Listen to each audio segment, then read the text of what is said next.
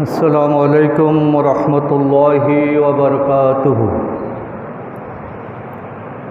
إن الحمد لله نحمده ونستعينه ونستغفره ونؤمن به ونتوكل عليه ونعوذ بالله من شرور أنفسنا ومن سيئات أعمالنا.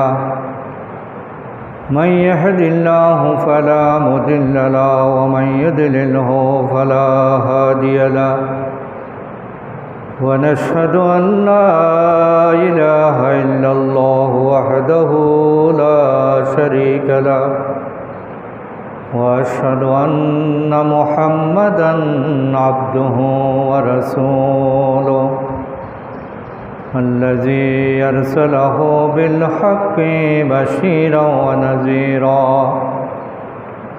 وداعيا إلى الله بإذنه وسراجا منيرا.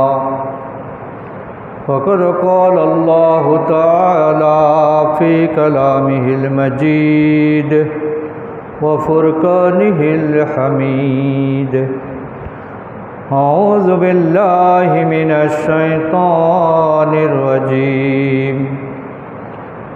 بسم الله الرحمن الرحيم. إن الله وملائكته يصلون على النبي يا أيها الذين آمنوا صلوا عليه وسلموا تسليما. اللهم صل على سيدنا مولانا محمد وعلى آل سيدنا مولانا محمد.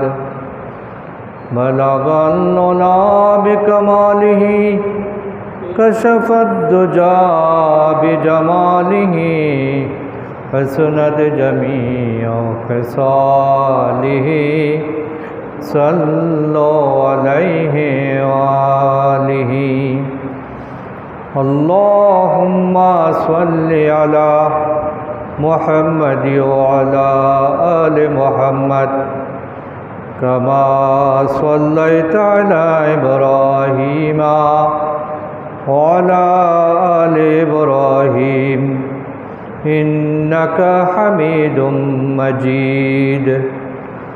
اللهم بارك على محمد وعلى آل محمد كما باركت على إبراهيم وعلى آل إبراهيم إنك حميد مجيد.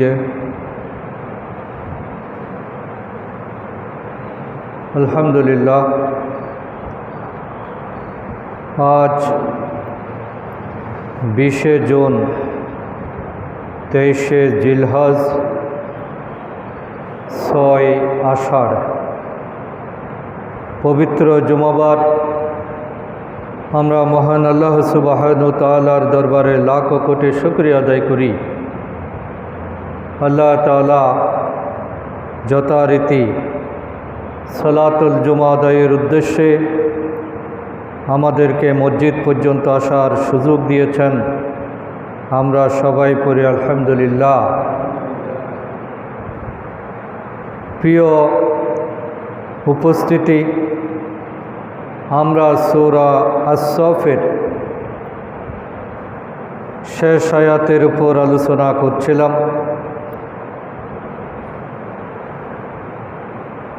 সূরা সাফটা হলো মাদানী সূরা, যে সূরায়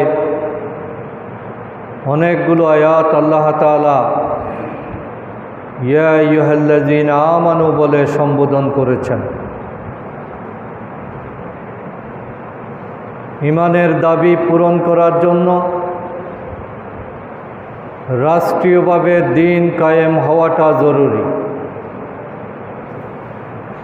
মদিনায় যেহেতু ইসলামী রাষ্ট্র ঘোষণা করা হয়েছিল, এই জন্য মদনী সূরার শুরুতেই আল্লাহ তাআলা ঈমানদারদেরকে উদ্দেশ্য করে ইয়া আইয়ুহাল্লাযীনা আমানু শব্দটা ব্যবহার করেছেন। মুসলমানদের ঈমানের যথার্থতা আসলে প্রমাণিত হয় রাজনৈতিক দর্শন, রাজনৈতিক কর্মসূচি এবং রাজনৈতিক সিদ্ধান্ত নেওয়ার সময়। মুসলমানদের জীবনটা শুধুমাত্র ধর্মীয় জীবন নয়, বরং এখানে রাজনৈতিক দর্শনটাই হলো ধর্মের গুরুত্বপূর্ণ অংশ। আমি ধর্ম পালন করি কিনা, আমি ইসলাম বুঝি কিনা,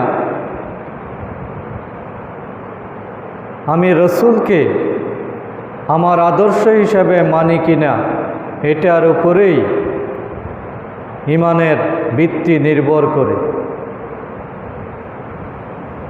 কিন্তু বর্তমান বিশ্বে দেখা যায় অধিকাংশ মুসলমানেরা ধর্মীয়ভাবে মুসলমান, কিন্তু রাজনৈতিকভাবে তারা কুফরি শক্তির ধারক বাহক। তারা মনে করে যে ধর্ম চলবে ধর্মীয় প্রতিষ্ঠানে, কিন্তু সামাজিক জীবনে, রাজনৈতিক জীবনে, পারিবারিক জীবনে ধর্ম চলতে পারে না।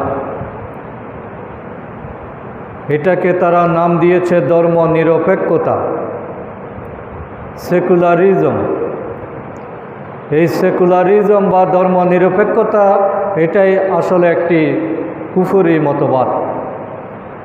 কোনো মুসলমান তার কাজগুলোকে দুই ভাগে ভাগ করতে পারে না। তার প্রত্যেকটা কাজই ইবাদত,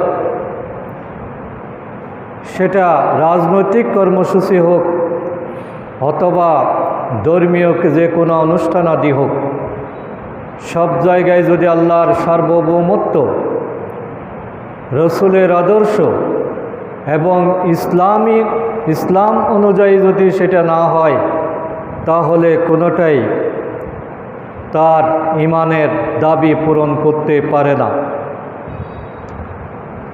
রসুল সাল্লাল্লাহু আলাইহি সাল্লাম ঈমানের মাপকাঠি নির্ধারণ করেছেন তিনটি বিষয়ের মাধ্যমে। আল্লাহ রসুল বলেছেন যে কারো ঈমান আছে কিনা এবং ঈমানের স্বাদ পাওয়ার জন্য তাকে মূলত তিনটি বিষয়ের উপর আমল করতে হবে। তার আকীদাকে পরিষ্কার করতে হবে, তার বিশ্বাসটাকে এই তিনটা বিষয়ের আলোকে যদি পরিচালনা না করে, তাহলে সেই ঈমানদার দাবি করলেও ঈমানের স্বাদ তার পক্ষে পাওয়া সম্ভব নয়। قال رسول الله صلى الله عليه وسلم ذاك طعم الإيمان। যে ব্যক্তি ঈমানের স্বাদ পেতে চায় বা ঈমানের স্বাদ সেই পাবে। যাকা তামাল ঈমানি, ঈমানের স্বাদ পাওয়া তার পক্ষেই সম্ভব। মান রাদিয়া বিল্লাহি রাব্বা, যে আল্লাহকে রব হিসাবে মেনে নিল।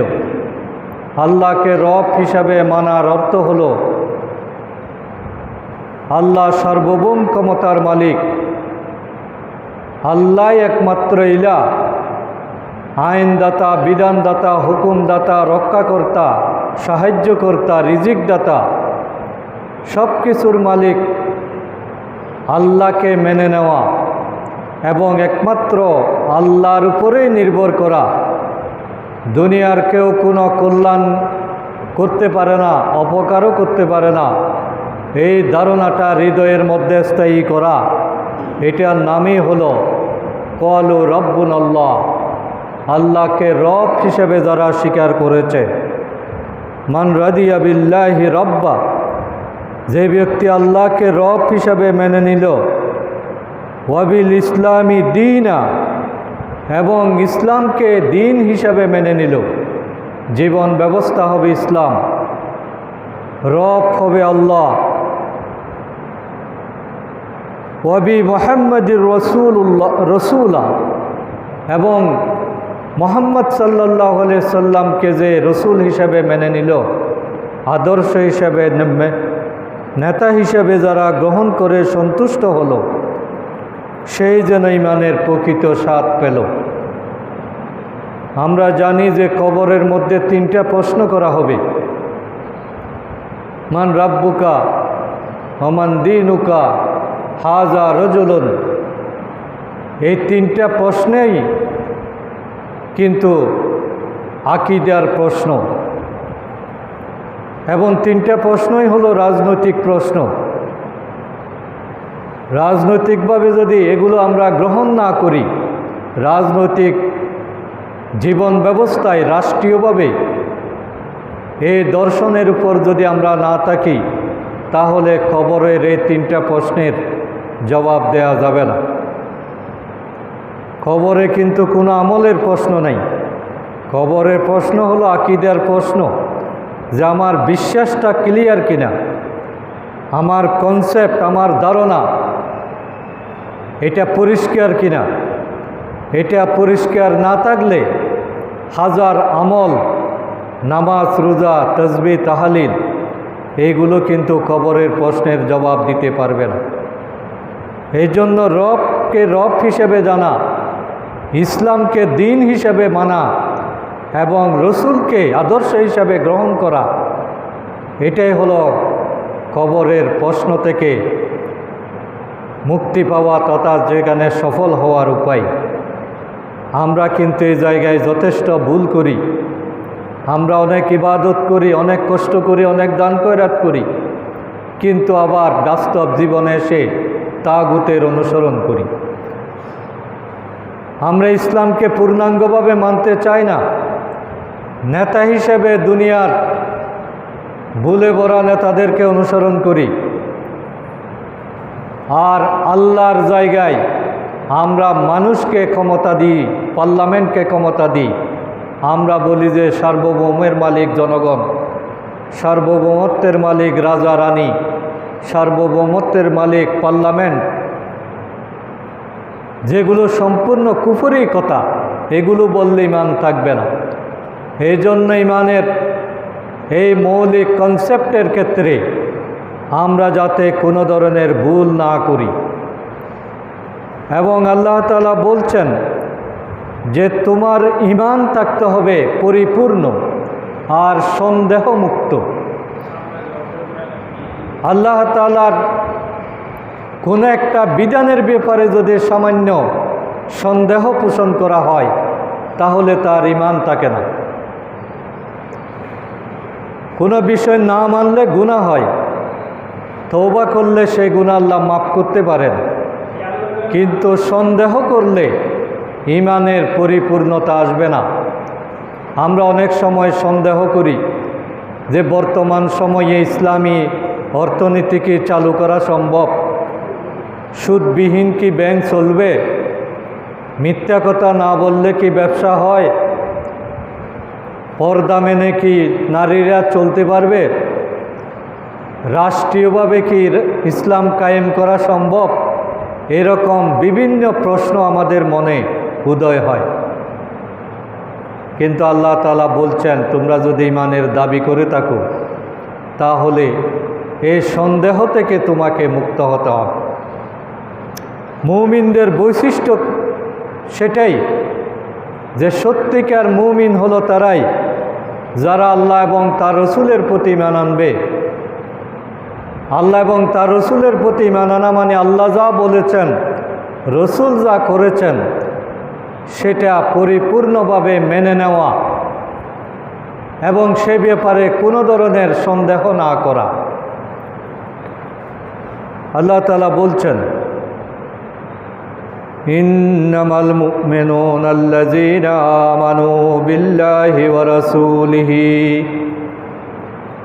আল্লাহ বলছেন প্রকৃত মুমিন হচ্ছে তারাই যারা আল্লাহর প্রতি ঈমান আনলো এবং রসুলের প্রতি ঈমান পোষণ করল। সুম্মা লাম ইয়ারতাবু, এবং অতঃপর এই ব্যাপারে কোনো ধরনের সন্দেহে পতিত হলো না, কোনো ধরনের সন্দেহ করলো না। ঈমান আনার পরে এটার উপর ইস্তেকামত থাকতে হবে। সুম্মা ইস্তাকামু ক্বালু রাব্বুনাল্লাহ সুম্মা ইস্তাকামু, এটা হলো ঈমানদারদের বৈশিষ্ট্য।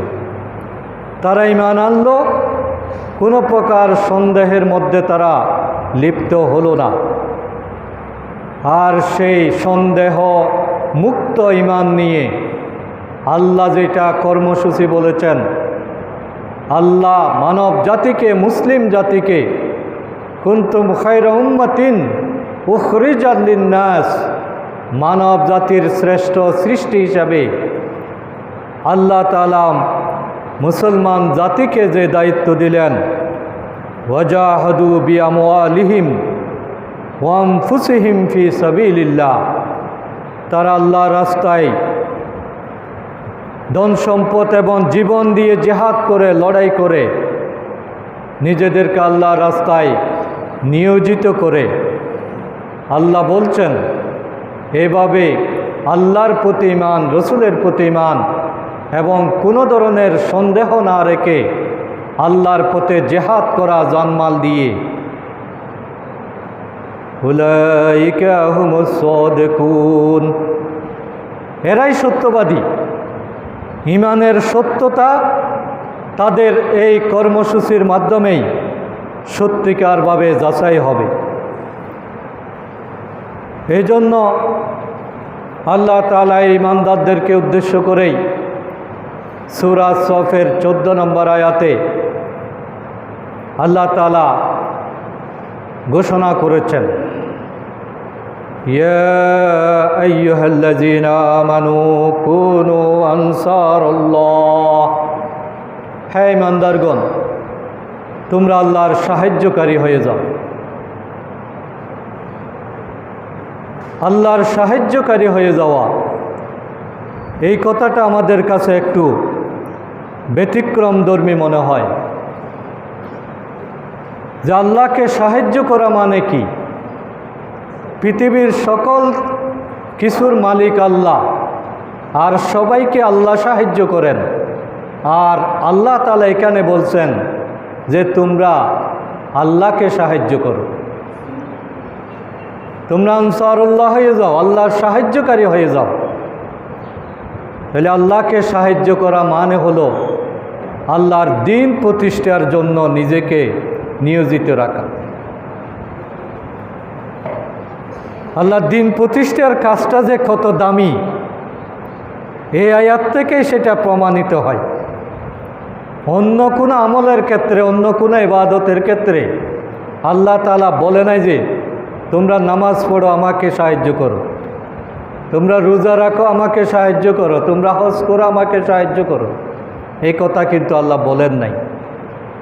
কিন্তু একটা জায়গায় সেটা বলেছেন, সেটা হলো আল্লাহর জমিনে আল্লাহর দ্বীন প্রতিষ্ঠার এই কাজটা আমার।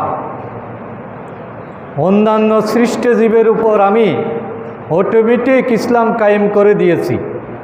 সূর্য আল্লাহর হুকুমের বাইরে যেতে পারে না, একটা পশু পাখি আল্লাহর হুকুমের বাইরে যেতে পারে না। দুনিয়ার সকল সৃষ্টির উপর আল্লাহর দ্বীন কায়েম আছে এবং সবাই আল্লাহর বিধান মেনে চলছে। কিন্তু মানুষের সমাজে আল্লাহর দ্বীন কায়েম করা, এটা কিন্তু আল্লাহ তাআলা সরাসরি করেন না, এটা মানুষকে দিয়ে করান। অন্যান্য সকল সৃষ্টি মানুষের আল্লাহর নির্দেশ মানতে বাধ্য, কিন্তু আল্লাহ তাআলা মানুষকে একটু স্বাধীনতা দিয়েছেন, সীমিত স্বাধীনতা। মানুষকে একটা বুঝার শক্তি দিয়েছেন, বিবেক দিয়েছেন, এবং দুইটা পথ মানুষের সামনে খোলা রেখেছেন। মানুষ চাইলে আল্লাহর পথেও চলতে পারে, আবার চাইলে আল্লাহর হুকুম ভঙ্গ করার স্বাধীনতাও মানুষকে দেয়া হয়েছে। এই জন্য একমাত্র মানুষেরই আছে পুরস্কার বা শাস্তি। অন্য কোনো প্রাণীর পুরস্কারও নাই, শাস্তিও নাই, যেহেতু তাদের কোনো স্বাধীনতা নাই। এই জন্য তারা কোনো পুরস্কারও পাবে না, শাস্তিও পাবে না। কিন্তু মানুষকে আল্লাহ তাআলা যে দায়িত্বটা দিয়েছেন, মানুষের সমাজে আল্লাহর বিধান চালু করা, এই কাজটা আল্লাহ তাআলা সরাসরি করেন না, এটা আল্লাহ মানুষকে দিয়েই করান। এই জন্য আল্লাহ বলছেন যে যেহেতু এই কাজটা আমার ছিল, অন্যান্য সৃষ্টিজীবী আমি যেভাবে আমার দিন কায়েম করেছি, মানুষের উপর আমি চাইলে সেভাবে করতে পারতাম, কিন্তু আমি যেহেতু করি না, আমার কাজটা আমার হয়ে তোমরা করো, সুতরাং আমি তোমাদেরকে সম্বোধন করছি, তোমরা হইলে আমার সাহায্যকারী। ইয়া আইয়ুহাল্লাযীনা আমানু কুনু আনসারুল্লাহ, যে তোমরা আমার সাহায্যকারী হয়ে যাও। তাহলে দিন কায়েমের অর্থ হচ্ছে আল্লাহর যে দিন কায়েমের কর্মসূচি, এটাকে নিজেকে নিয়োজিত করা মানি আল্লাহকে সাহায্য করার মতোই এটা মর্যাদাবান। আল্লাহর দিনের প্রসার প্রতিষ্ঠার কাজে শরীক হওয়া এবং এক্ষেত্রে সর্বাত্মক সহযোগিতা করা, এটা সব ফরজের বড় ফরজ। এই একটা ফরজের জন্যই অসংখ্য নবী রাসূলের জীবন দিতে হয়েছে। আল্লাহ তাআলা কঠিন কঠিন পরীক্ষা নিয়েছেন। অন্য কোনো জীবের, অন্য কোনো প্রাণীর কাছে আল্লাহ কোনো পরীক্ষা নেন নাই, কিন্তু মানুষকে আল্লাহ তাআলা পরীক্ষা ছাড়া কোনো প্রমোশন দেন না। এবং আল্লাহ তাআলা বলছেন যে তোমরা শুধু ঈমানের দাবি করলেই তোমাদেরকে কিন্তু সেই দাবিটা কবুল করা হবে না, এবং তোমরা যদি মনে করো যে আমরা সহজেই জান্নাতে চলে যাব, কিন্তু সেটা হবে না। আমি তোমাদেরকে পরীক্ষা করব। সেই পরীক্ষাটা হলো দিন কায়েমের পরীক্ষা। এই দিন কায়েমের পরীক্ষা দিতে গেলে তোমাদের সাথে বাতিল শক্তির, তাগুতি শক্তির, মুশরিকি শক্তির সংঘাত হবে। সেই সংঘাতে তোমরা কতটুকু ধৈর্য ধারণ করতে পারো, সেটা দিয়ে আমি তোমাদেরকে কিন্তু পুরস্কার দেব। এবং আমি রাসূল সাল্লাল্লাহু আলাইহি সাল্লামকে প্রেরণ করা হয়েছে শুধুমাত্র একটা দায়িত্ব দিয়ে। সেই দায়িত্বটা হলো আল্লাহর জমিনে আল্লাহর দ্বীনকে সবার উপরে স্থান দেওয়ার জন্য। ইসলাম থাকবে সবার উপরে, বাকি সমস্ত নিয়ম কানুন থাকবে ইসলামের অধীনে। হুয়াল্লাযী আরসালা রাসূলাহু বিল হুদা ওয়া দীনিল হক, তিনি সে আল্লাহ যিনি তার রসুলকে প্রেরণ করেছেন দ্বীনে হক সহকারী। লিইয়ুযহিরাহু আলাদ-দীনি কুল্লিহি, যাতে দুনিয়ার সকল আদর্শের উপর আল্লাহ তাআলা তার দ্বীনের আদর্শকে তিনি কায়েম করে দেন। ওয়াকাফা বিল্লাহি শাহীদা, এবং এক্ষেত্রে আল্লাহর সাক্ষী যথেষ্ট। কে কি মনে করলো, তোমরা কি ধারণা করলা, এটা আল্লাহর কিছু আসে যায় না। আল্লাহ নিজেই বলছেন যে আমি আমার রসুলকে এই জন্যই পাঠিয়েছেন। এবং আল্লাহ তাআলা বলছেন তোমরা যদি এই কাজটা করো, তাহলে তোমাদের পরিচয় হবে যে তোমরা আল্লাহর সাহায্যকারী, এবং আমি তোমাদেরকে অনেক বড় মর্যাদার অধিকারী করব। এক্ষেত্রে কোনো ধরনের গড়িমসি করা যাবে না। আল্লাহর দ্বীন প্রতিষ্ঠার ক্ষেত্রে অনুকূল প্রতিকূল, সুসময় দুঃসময়, এটা চিন্তা করা যাবে না। আল্লাহ তাআলার পরিষ্কার ঘোষণা হলো ইনফিরু খিফাফান ওয়া সিকালান, বের হয়ে যাও। আল্লাহর দ্বীন প্রতিষ্ঠার জন্য তুমি সিদ্ধান্ত নিয়ে ফেলো, তোমার প্রস্তুতি শুরু হয়ে যাক। সুসময় হোক দুঃসময় হোক, পরিস্থিতি তোমার পক্ষে থাকুক বিপক্ষে থাকুক, ইনফিরু, বের হয়ে যাও। কিফাফান ওয়াসিকালান, প্রস্তুতি যেমনই থাকুক না কেন, ওয়াজাহিদু বিআমওয়ালিকুম ওয়া আনফুসিকুম ফি সাবিলিল্লাহ, এবং আল্লাহর পথে তুমি লড়াই করতে থাকো জান দিয়ে, মাল দিয়ে। যালিকুম খায়রুল লাকুম ইন কুনতুম তা'লামুন, এটাই হবে তোমার জন্য লাভের কাজ, উত্তম কাজ। তোমার সফলতা, কামিয়াবি এখানেই, যদি তুমি এর গুরুত্ব বুঝতে পারো। কারণ আল্লাহর জমিনে যদি আল্লাহর দ্বীন কায়েম না থাকে, তাহলে কারো পক্ষে পরিপূর্ণ মুমিন হওয়া সম্ভব হয় না। প্রত্যেকেই তাকে পার্শিয়াল মুমিন, 10%, 20%, 30% মুমিন হওয়া যায়, কিন্তু 100% মুমিন হওয়ার জন্য রাষ্ট্রীয়ভাবে দ্বীন কায়েম হওয়াটা অপরিহার্য। এই জন্য আল্লাহ তাআলা এই কাজটাকে সবচেয়ে বেশি গুরুত্ব দিয়েছেন, এবং এটা কেউ যদি না করে, তাহলে আল্লাহ তাআলা বলছেন, আল্লাহ রসুলকে আমি সাহায্য করেছি গায়বীভাবে। এই কাজ যারা করতে চায়, আমিও কিন্তু আমার সাহায্য তাদের জন্য বন্ধ থাকবে না। তোমাদের কাজ হলো প্রস্তুতি নেওয়া, বের হয়ে পড়া, বাকি সাহায্য করার দায়িত্ব আমার, কিন্তু সাহায্য পাওয়ার উপযোগী হতে হবে। আল্লাহ তাআলা আগে সাহায্য করেন না, সাহায্যটা আসে নিজের মেধা, যোগ্যতা, শক্তি, সামর্থ্য, প্রযুক্তি সবগুলোকে কাজে লাগানোর পরে আল্লাহ তাআলা সাহায্য নাজিল করেন। রাসূল সাল্লাল্লাহু আলাইহি ওয়াসাল্লাম যখন মক্কা থেকে মদিনায় হিজরত করছেন, তখন তিনি ছিলেন মাত্র 2 জন। কাফেররা তাকে ধরার জন্য বের হয়ে গিয়েছে। এই অবস্থায় তিনি একটা গুহার মধ্যে আশ্রয় নিলেন। কাফেররা কাছাকাছি চলে এসেছে, একটু উকি দিলেই তাকে দেখবে, কিন্তু সে অবস্থায় আল্লাহ তাআলা এমন কিছু ব্যবস্থাপনা সৃষ্টি করলেন যে গর্ত থেকে কবুতর বের হয়ে উড়ে গেল। ওই গর্তের মুখের মধ্যে মাকড়সার জাল ছড়িয়ে দিল আল্লাহ তাআলা। ফলে তারা কাছে এসে বুঝল যে এখানে যদি মানুষ থাকে, তাহলে তো কবুতর বের হওয়ার কথা না, মাকড়সার জাল অক্ষুণ্ণ থাকার কথা না। তাহলে আল্লাহ তাআলা সামান্য কবুতর দিয়ে, সামান্য মাকড়সার জাল দিয়ে আল্লাহ রসুলকে হেফাজত করেছেন। আল্লাহ তাআলা এটাই বলছেন, ইল্লা তানসুরুহু ফাকাদ নাসারাহুল্লাহ, যদি তোমরা তাকে সাহায্য না করো, আল্লাহ তাকে সাহায্য করবেন। ইয আখরাজাহুল্লাযীনা কাফারু সানিয়া ইসনাইনি ইয হুমা ফিল গার, যখন কাফেররা তাদেরকে বের করে দিল, মক্কা থেকে যখন বের করে দিল, এবং তারা ছিল 2 জনের একজন, দ্বিতীয় জন, সানি ইসনাইনি ইয হুমা ফিল গার, গুহার মধ্যে তারা দ্বিতীয় জন ছিল।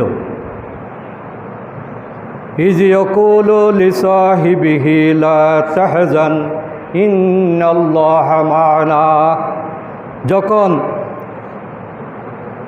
সে তার সঙ্গীকে বলল, আবু বকর বললেন, ইয়া রাসূলুল্লাহ, এখন আমরা কি করব? আমরা তো মনে হয় ধরা পড়ে গেলাম।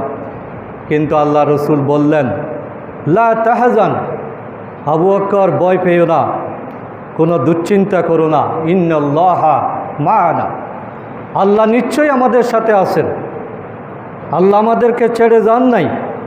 সুতরাং ইসলামী আন্দোলনের কর্মীদের সাথে আল্লাহর সাহায্য অবধারিত। ফানজালাল্লাহু সাকিনাতাহু আলাইহি ওয়া আইয়াদাহু বিজুনুদিন লাম তারাউহা, আল্লাহ তাআলা একটা প্রশান্তি নাজিল করে দিলেন। আল্লাহ রসুল এবং আবু বকরের হৃদয়ে একটা প্রশান্তি, উদ্বিগ্নতা চলে গেল, তারা শান্ত হয়ে গেলেন, এবং এমন কিছু বাহিনী দিয়ে আল্লাহ তাআলা সাহায্য করলেন যে বাহিনীটা আমরা কেউ দেখিনি। আল্লাহ বলছেন যে এই ধরনের অদৃশ্য শক্তি দিয়ে আল্লাহ তাআলা চাইলে আল্লাহর দ্বীনের সৈনিকদেরকে রক্ষা করতে পারেন। ওয়াজালা কালিমাতাল্লাযিনা কাফারুস সুফলা, এবং কাফেরদের বাণীকে তিনি নিচু করে দিলেন। কাফেররা যে আহামরি সিদ্ধান্ত নিয়েছিল আল্লাহ রসুলকে হত্যা করবে, কিন্তু তাদের সেই সিদ্ধান্তগুলো আল্লাহ তাআলা নস্যাৎ করে দিলেন। ওয়া কালিমাতুল্লাহি হিয়াল উলিয়া, আল্লাহর কলেমা যেটা, আল্লাহর সিদ্ধান্ত যেটা, আল্লাহর বাণী সবার উপরে থাকবে। আল্লাহু আজিজুন হাকিম, আল্লাহ হচ্ছেন সবার উপরে, তিনি হচ্ছেন সব কিছুর উপরে জ্ঞানী, পরাক্রমশালী। এই জন্য আল্লাহর দ্বীন কায়েমের ক্ষেত্রে কখনো ভয় পাওয়া উচিত না। সাহস নিয়ে আল্লাহর পর তাওয়াক্কুল করে দ্বীন কায়েমের সংগ্রামে নিজেদেরকে নিয়োজিত করতে হবে। আল্লাহর সাহায্য কোন দিক থেকে আসবে সেটা আপনি নিজেও বুঝবেন না। ফিলিস্তিনের মুসলমানদেরকে ইসরায়েল শেষ করার জন্য কত কলা কৌশল করেছে, কিন্তু আজকে ইসরায়েল নিজেই নিঃশেষ হওয়ার পথে। ইরানের পক্ষে কেউ নাই, কিন্তু তারা যেহেতু আল্লাহর উপর নির্ভর করে, এই জন্য আল্লাহ তাআলা তাদেরকে এখন সাহায্য করছেন। আফগানিস্তানের মুসলমানদেরকে আল্লাহ সাহায্য করেছেন। আমরাও আল্লাহর সাহায্য পাব যদি আমরা আল্লাহর দ্বীনকে আঁকড়ে ধরি। এই জন্য দ্বীন কায়েমের চেতনা, এটাই হলো মুমিনের বৈশিষ্ট্য। এই কাজটা যদি আমরা না করি, আল্লাহ তাআলা বলছেন যে বিকল্প শক্তি আল্লাহ সৃষ্টি করে দেবেন। ইয়া আইয়ুহাল্লাযীনা আমানু মান ইয়ারতাদ্দা মিনকুম আন দীনিহি, হে মুমিনগণ, তোমরা যদি আমার দ্বীন থেকে ফিরে যাও, দ্বীন কায়েমের যে মহান দায়িত্ব আমি তোমাদেরকে দিয়েছি, এক্ষেত্রে যদি তোমরা অবহেলা প্রদর্শন করো, ফাসাউফা ইয়াতিল্লাহু বিকুম, তখন আল্লাহ তাআলা শীঘ্রই আরেকটা কওমকে, আরেকটা জাতিকে তোমাদের উপর গালেব করে দেবেন। এমন জাতিকে সেখানে প্রতিষ্ঠিত করবেন যারা তোমাদের এই অভাব পূরণ করবে। আল্লাহর এই দ্বীন কায়েমের জন্য যে জাতি এগিয়ে আসবে, তাদের বৈশিষ্ট্য হলো ইউহিব্বুহুম ওয়া ইউহিব্বুনাহু, তারা আল্লাহকে ভালোবাসে আর আল্লাহ তাআলা তাদেরকে ভালোবাসেন। তাহলে দ্বীন কায়েম যারা করতে চায়, আল্লাহর ভালোবাসা তারাই পায়। আল্লাহর ভালোবাসা পাওয়ার জন্য সবচেয়ে বড় আমল হলো দ্বীন কায়েমের জন্য নিজেকে নিয়োজিত করা। ইউহিব্বুহুম ওয়া ইউহিব্বুনাহু, তারা আল্লাহকে ভালোবাসবে, আল্লাহও তাদেরকে ভালোবাসবেন। আজিল্লাতিন আলাল মুমিনিনা ইজ্জাতিন আলাল কাফিরিন, তারা মুমিনদের প্রতি হবে রহমদিল, মুমিনদের প্রতি সারা সদয় হবে। মুমিনদের সুযোগ সুবিধা এটার ব্যাপারে তারা উদার নীতি অবলম্বন করবে। ইজ্জাতিন আলাল কাফিরিন, কিন্তু কাফেরদের ব্যাপারে কোনো আপোষ করবে না, তারা কঠোর হবে।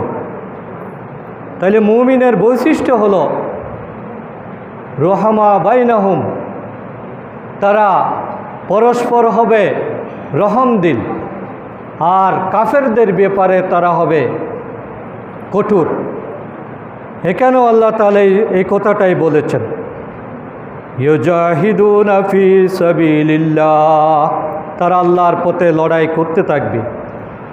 এই লড়াই করতে গিয়ে অনেক বাধা আসবে, বিদ্রুপ আসবে, টাটকা করবে, অনেকেই অনেক ধরনের মন্তব্য করবে, কিন্তু আল্লাহ তাআলা বলছেন তুমি যদি আমার উপর নির্ভর করো, দ্বীন কায়েমের গুরুত্ব যদি তুমি বুঝে থাকো এবং এটার সুফল যদি তোমার জানা থাকে, তোমার বৈশিষ্ট্য হবে ওয়ালা ইয়াখাফুনা লাওমাতা লাইম,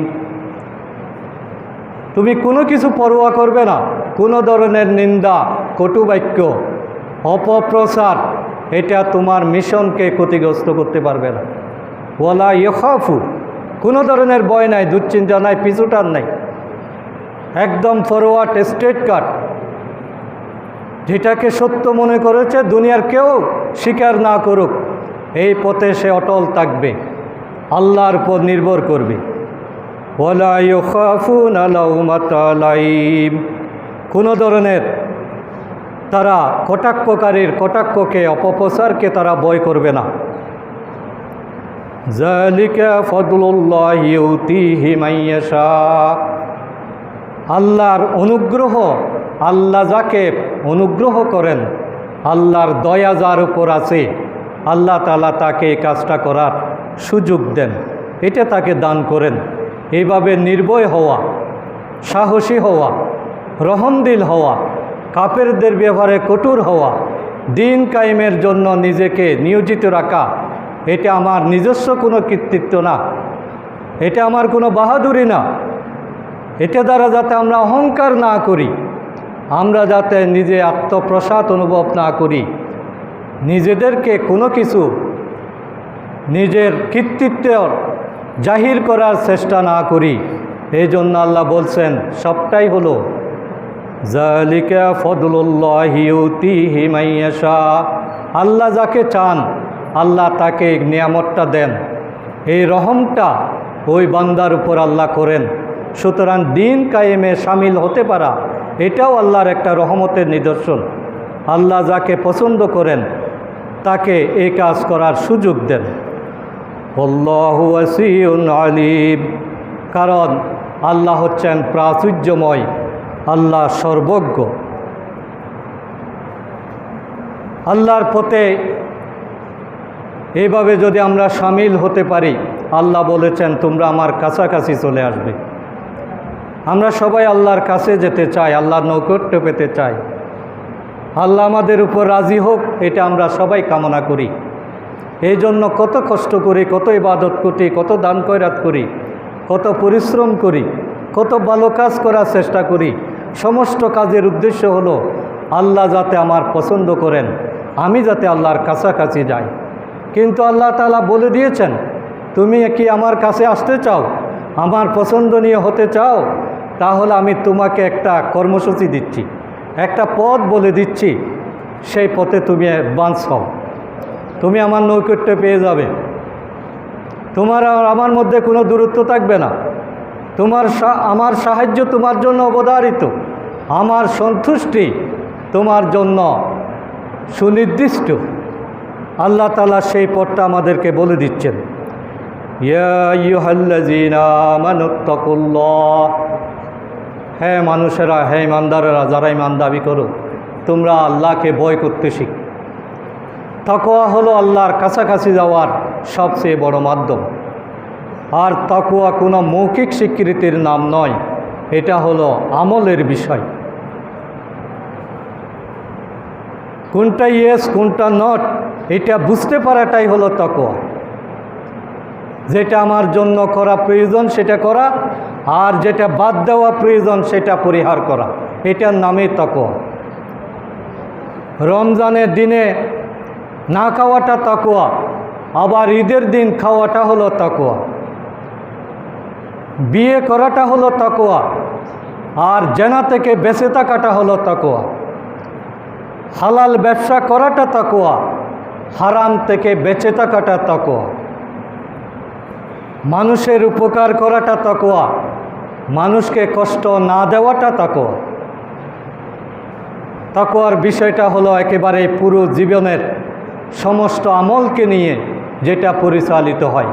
একটা মানুষকে সকল অপরাধ থেকে যে শক্তিটা বেঁচে থাকতে সহায়তা করে, যে আভ্যন্তরীণ পাওয়ারটা রাতের অন্ধকারে তাকে সৎ থাকতে বাধ্য করে, দুনিয়ার কেউ জানুক না জানুক, দেখুক না দেখুক, যে জিনিসটা তাকে সততার উপর, ইমানের উপর অটল রাখে, সেটার নামই হলো তাকওয়া। তাকওয়া কোনো আনুষ্ঠানিকতার নাম নয়, কোনো বেশভূষার নাম নয়,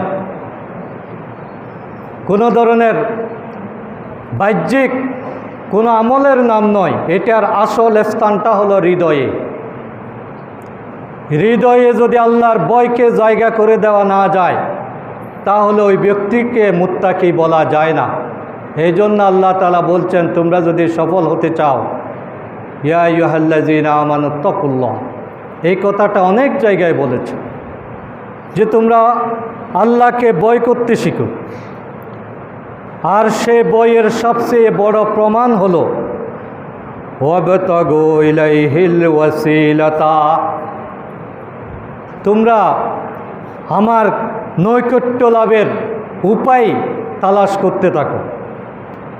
তাকওয়া অবলম্বন করার মাধ্যমে ওয়াবতাগু ইলাইহিল ওয়াসিলা, তোমরা উসিলা তালাশ করো, মাধ্যম তালাশ করো যে আমার কাছে কিসের মাধ্যমে আসা যায়, আমার কাছাকাছি আসার রাজপথ কোনটা, সঠিক পথ কোনটা, কোনটা তাকওয়ার দাবি, সেই পথটা তোমরা তালাশ করতে থাকো। যেহেতু আমরা তালাশ করলে পাবো না, আমাদের জ্ঞান সীমাবদ্ধ, আমাদের সিদ্ধান্তের মধ্যে ভুল থাকে, আমরা যেটা ভালো মনে করি অনেক সময় সেটা পুরাটাই খারাপ, আবার আমরা যেটা অপকার মনে করি আল্লাহ তাআলার দৃষ্টিতে সেটাই উপকারী বস্তু। এই জন্য আল্লাহ তাআলা এই ধরনের গুরুত্বপূর্ণ যে বিষয়টা, সেটা আল্লাহ নিজেই বলে দিয়েছেন। সেটা হলো, তোমরা যদি আমার কাছে আসতে চাও, আমার নৈকট্য হাসিল করতে চাও, ওয়াবতাগু ইলাইহিল ওয়াসিলাতা ওয়াজাহিদু ফি সাবিলিহি, তোমরা আমার পথে সংগ্রাম করো, আমার পথে লড়াই করো। তাহলে জিহাদ ফি সাবিলিল্লাহ হলো আসল ওসিলা, যেই পথের মাধ্যমে আল্লাহর কাছাকাছি যাওয়া যায়। আর আমাদের দেশে জিহাদ ফি সাবিলিল্লাহর কথা বললে বলে যে রাজনীতি শুরু করছে, অথচ আল্লাহ বলছেন এটা হলো আমার কাছে আসা রাজপথ। আমার কাছে যদি আসতে চাও, তাহলে তুমি জিহাদ ফি সাবিলিল্লাহর পথটাকে অবলম্বন করো। এবং এটা কনফার্ম করেছেন, লাআল্লাকুম তুফলিহুন, তুমি সাকসেস, তোমার সফলতা আর কেউ আটকাতে পারবে না। তুমি যদি আল্লাহর দ্বীন কায়েমের জন্য নিজেকে উৎসর্গ করে দাও, তাহলে আমি তোমার উপর রাজি। তোমার সমস্ত চাহিদা আমি মিটিয়ে দেব, তুমি সফল হয়ে যাবে। তোমার সফলতার মানদণ্ড এখানেই। এই জন্য আজকে আমাদের এই আকীদাটা পরিষ্কার করতে হবে। আমার সূচনা বক্তব্যে আমি বলেছি যে কবরের তিনটা প্রশ্নই হলো আকীদার প্রশ্ন, আমলের প্রশ্ন না। মান রাব্বুকা ওয়ামান দীনুকা হাযা রাজুলুন, তিনটা প্রশ্নই হলো তোমার আকীদা ঠিক আছে কিনা, তুমি আল্লাহকে কি রব হিসাবে, সার্বভৌমত্বের মালিক হিসাবে সব কিছুর উপরে আল্লাহকে স্থান দিয়েছে কিনা, পারিবারিকভাবে, রাজনৈতিকভাবে, সামাজিকভাবে, পার্লামেন্টে, বঙ্গভবনে তুমি আল্লাহর হুকুম মেনে চলছো কিনা, এটাই হলো মান রাব্বুকা।